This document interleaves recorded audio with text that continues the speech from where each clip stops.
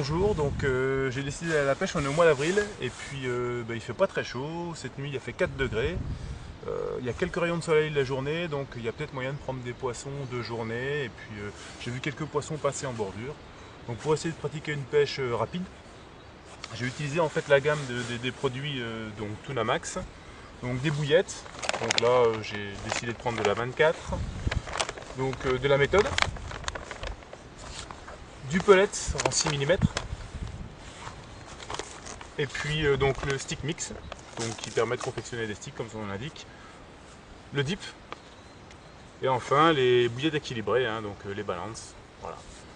Donc normalement je ne veux pas trop me casser la tête, il y a une pêche de bordure à faire, donc je vais utiliser de la méthode avec du pellet, un petit peu de dip dedans et puis pêcher avec des bouillettes équilibrées. Normalement ça devrait le faire. Si tout se passe bien, normalement je devrais prendre quelques poissons. Voilà.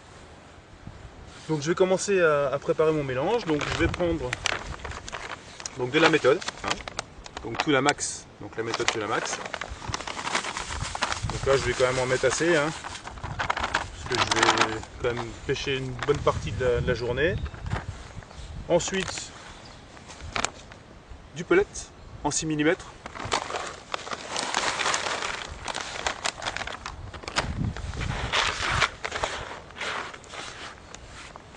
Quelques bouillettes. Donc vous voyez, je mets quelques poignées, 3-4 poignées de bouillettes. Voilà. Et puis ces bouillettes là, je vais les couper en morceaux, ce qui va permettre en fait de diffuser un petit peu plus. Voilà. Maintenant il ne reste plus qu'à humidifier l'ensemble. Et puis ensuite je vais faire des boules tout simplement, ce qui va permettre en fait de pouvoir amorcer de manière très localisée. Donc là je vais terminer d'humidifier en fait la méthode, hein. Et puis mon mélange.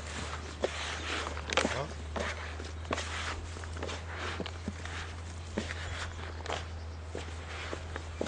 Voilà. Je vais mettre un petit peu de dip, hein. Pas oublier d'en mettre un petit peu. Donc je le remue bien. Et puis je vais en mettre voilà, quelques millilitres. Ça va permettre un petit peu de booster le mélange. Voilà, comme je pense que les poissons doivent quand même s'alimenter la journée, ils doivent beaucoup bouger, donc ils pourront localiser encore plus rapidement, donc à mon appât quoi, tout simplement. Voilà, l'ensemble a l'air bien prêt, je peux donc faire des boules sans problème, et en plus ça va pouvoir me servir en fait de pâte d'enrobage, hein, pratiquement, vous voyez. Voilà. Donc je vais pouvoir mettre cette pâte tout simplement après mon èche. Donc voilà, je viens d'écher en fait une bouillette équilibrée, hein. Donc j'ai bien vérifié au préalable qu'elle était bien équilibrée. Donc il n'y a pas de souci, hein, l'équilibre par le poids de l'hameçon elle est équilibrée, donc elle se positionne très bien sous l'eau. Maintenant je vais donc utiliser ma fameuse méthode là pour faire une pâte d'enrobage autour de la bouillette. Donc je prends quand même voilà, hein, une bonne part de méthode. Et puis vous voyez, je viens mettre l'hameçon et la bouillette à l'intérieur. Voilà. Faut pas hésiter à bien serrer, hein. Voilà. Et en fait l'intérêt, c'est que là on va avoir quelque chose qui pêche très très bien, hein. C'est-à-dire que quand ça va arriver dans l'eau, si le poisson vient fouiller et qu'il tombe là-dessus, normalement il n'y a pas de souci, c'est poisson garanti. Donc moi j'avais vu des poissons vraiment une zone très très proche, là, à peu près à 2 mètres du bord. Donc là je vais simplement lancer tout délicatement en fait ma préparation. Voilà.